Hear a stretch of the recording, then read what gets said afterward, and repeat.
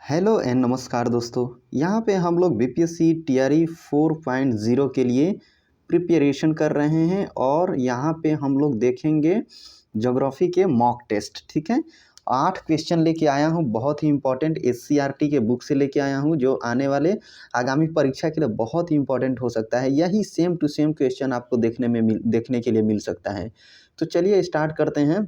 लेकिन उससे पहले आप लोगों से एक छोटी सी रिक्वेस्ट है कि अगर आप लोग चैनल पे पहली बार विजिट कर रहे हैं या नए हैं, पुराने हैं, जो भी हैं, तो कृपया करके चैनल को सब्सक्राइब कर लीजिए।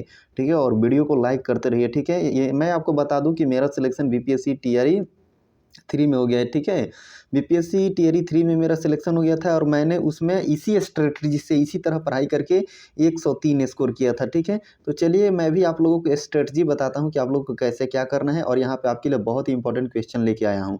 तो चलिए यहाँ पे हम देख लेते हैं पहला क्वेश्चन। हमारा यहाँ पर पहला क्वेश्चन है, सूर्य का चक्कर लगाने वाले छोटे छोटे पिंडों को कहा जाता है, क्या कहा जाता है? क्या उल्का पिंड कहा जाता है, क्षुद्र ग्रह कहा जाता है, ग्रह कहा जाता है, इनमें से एक से अधिक, या इनमें से कोई नहीं? क्या कहा जाता है? तो यहाँ पर इसका करेक्ट उत्तर हो जाएगा क्षुद्र ग्रह, यानी ऑप्शन बी हो जाएगा। उल्का पिंड क्यों नहीं होगा भाई? तो उल्का पिंड इसलिए नहीं होगा क्योंकि ये जो होते हैं ना उल्का पिंड, ये जो पृथ्वी के, जैसे मान लेते हैं यहाँ पे जो सूर्य है, ठीक है, सूर्य के चारों ओर जो भी ग्रह चक्कर लगा रहे हैं ना, तो उनसे समय समय पे कुछ छोटे छोटे पत्थर के टुकड़े वगैरह टूट कर गिरते रहते हैं, और वो जो वायुमंडल में होता है ना, घर्षण होता है, इसी कारण उसमें आग पकड़ लेता है। और वहीं जब उल्का पिंड कभी कभी जब धरती पे गिर जाता है तो क्या होता है, बहुत बड़ा गड्ढा बन जाता है और फिर वहाँ पे झील का निर्माण हो जाता है। तो इसीलिए हमारा यहाँ पे क्या हो गया, उल्का पिंड नहीं होगा। ये जो होते हैं ना, ये चक्कर नहीं लगाते हैं सूर्य का, और उपग्रह तो चक्कर लगाते ही हैं, लेकिन यहाँ पे क्या होता है, उपग्रह का जो साइज होता है ना, वो बड़ा होता है। ठीक है, तो इसीलिए यहाँ पे करेक्ट उत्तर हो जाएगा क्षुद्र ग्रह। चलिए अब देखते हैं क्वेश्चन नंबर 18। ठीक है, तो क्वेश्चन नंबर 18 है, क्षुद्र ग्रह, माफ़ कीजिएगा यहाँ पे टाइपिंग एरर हो गया है। ठीक है, थोड़ा सा टाइपिंग एरर है, उससे उस पर ध्यान नहीं देना है। क्षुद्र ग्रह यानी डवार्फ प्लेनेट, इनमें से किस से टूटकर अलग होते हैं? क्षुद्र ग्रह किससे टूटकर अलग होते हैं?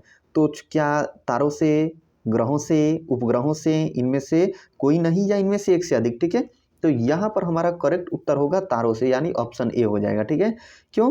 क्योंकि ये जो क्षुद्र ग्रह होते हैं, ड्वार्फ प्लेनेट होते हैं, वो छोटे छोटे पिंड होते हैं जो सूर्य के चारों ओर क्या करते हैं, चक्कर लगाते रहते हैं, ऐसे ऐसे चक्कर लगाते रहते हैं। ठीक है, तो अब चले चलते हैं क्वेश्चन नंबर 19 पे। तो क्वेश्चन नंबर 19 है हमारा, यहाँ पे क्षुद्र ग्रह पाए जाते हैं, कहाँ पाए जाते हैं? तो मंगल व बृहस्पति के कक्षाओं के बीच, या मंगल व शनि के कक्षाओं के बीच, व शनि व बृहस्पति के कक्षाओं के बीच, या इनमें से एक से अधिक, या इनमें से कोई नहीं? कहाँ पाए जाते हैं? तो यहाँ पर हमारा करेक्ट उत्तर हो जाएगा क्या, जो क्षुद्र ग्रह होते हैं वो मंगल और बृहस्पति के कक्षाओं के बीच पाए जाते हैं। तो यहाँ पे कौन सा है करेक्ट ऑप्शन? यहाँ पे हमारा करेक्ट ऑप्शन हो जाएगा ऑप्शन नंबर ए। ठीक है, तो अब चलिए देखते हैं क्वेश्चन नंबर 20।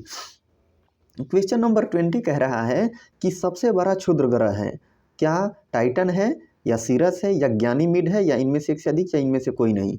क्या होगा यहाँ पे? हमारा करेक्ट उत्तर होगा क्या, सीरस। सबसे बड़ा क्षुद्र ग्रह जो है वो सीरस है। और टाइटन क्या है? टाइटन जो है बृहस्पति का उपग्रह है। ठीक है, बृहस्पति का सबसे बड़ा उपग्रह। ठीक है, तो यहाँ पे ये आंसर हमारा हो जाएगा। चलिए अब चलते हैं नेक्स्ट क्वेश्चन पे। नेक्स्ट क्वेश्चन हमारा है, रोटेशन और रिवॉल्यूशन क्रमशः होते हैं, कैसे होते हैं भाई? रोटेशन और रिवॉल्यूशन कैसे होते हैं? अपने अक्ष पे, या सूर्य के चारों ओर? सूर्य के चारों ओर, या अपने अक्ष पे, या सूर्य के चारों ओर, या इनमें से कोई नहीं, या इनमें से एक से अधिक? कैसे होते हैं? तो यहाँ पे हमारा करेक्ट उत्तर हो जाएगा, रोटेशन जो होता है अपने अक्ष पे होता है, और रिवॉल्यूशन सूर्य के चारों ओर होता है। तो इसीलिए हमारा करेक्ट उत्तर क्या होगा? हमारा यहाँ पे करेक्ट उत्तर हो जाएगा ऑप्शन नंबर ए। ठीक है, तो यहाँ पे 21 हमने कंप्लीट कर लिया। अब देखेंगे 22। तो यहाँ पे जो है 22 कह रहा है कि सबसे अधिक घूर्णन समय वाला ग्रह है। यहाँ पे टाइपिंग एरर कैसे हो गया है? तो सबसे अधिक घूर्णन समय वाला ग्रह बताना है, कौन सा है? कौन सा है सबसे अधिक घूर्णन समय वाला ग्रह? क्या वरुण या नेपट्यून है, या बुध है, या बृहस्पति है, या इनमें से एक से अधिक, या इनमें से कोई नहीं? क्या होगा? तो यहाँ पे हमारा करेक्ट उत्तर हो जाएगा क्या, यहाँ पे हमारा करेक्ट उत्तर होगा इनमें से कोई नहीं। क्यों? क्योंकि यहाँ पे हम जैसा कि आपको बता दूं कि जो शुक्र ग्रह होता है, शुक्र ग्रह का जो होता है ना घूर्णन काल, वो सबसे अधिक होता है 243 दिन। ठीक है, ये आप लोग नोट डाउन कर लीजिएगा। और सबसे कम किसका होता है? तो सबसे कम घूर्णन काल जो होता है ना, वो बृहस्पति का होता है, जुपिटर का होता है। ये कितना होता है? ये होता है 9.9 घंटा होता है। ठीक है, ये भी नोट डाउन कर लीजिएगा, परीक्षा में टपकने वाले क्वेश्चन है। और आपको ये बता दूं, थोड़ा रेवोल्यूशन के बारे में भी हम लोग बात करते हैं कि सबसे अधिक जो रेवोल्यूशन होता है, यानी परिक्रमण गति जो होती है, परिक्रमण काल जो होता है, वो सबसे अधिक किसका होता है? तो सबसे अधिक नेपट्यून का होता है। नेपट्यून का होता है। कितना होता है भाई? तो 164.80 वर्ष, इतना साल होता है। ठीक है, तो ये नोट डाउन कर लेना है, बहुत इंपॉर्टेंट प्रश्न है। अब फिर बता दूं कि सबसे कम परिक्रमण काल है, परिभ्रमण काल है, या रिवोल्यूशन कह लीजिए, किसका होता है? तो सबसे कम होता है बुध ग्रह का। कितना होता है? ये होता है 87.97 दिन। ठीक है, 87.97 दिन होता है। यहाँ पे आई होप आप लोग समझ गए होंगे। ठीक है, तो अब नेक्स्ट क्वेश्चन देखते हैं।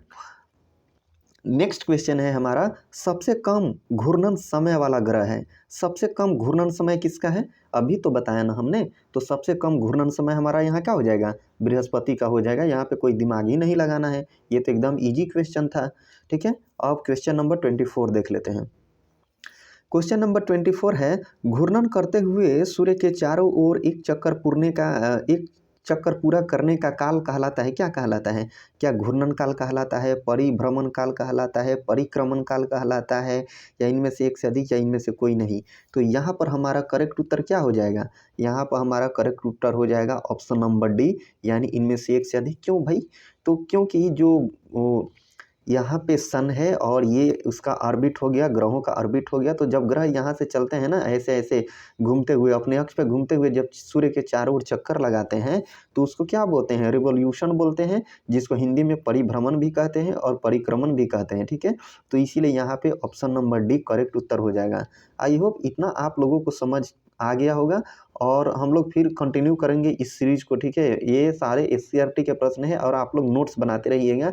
और इसका जो PDF है ना, वो हम टेलीग्राम चैनल पे दे देंगे, टेलीग्राम।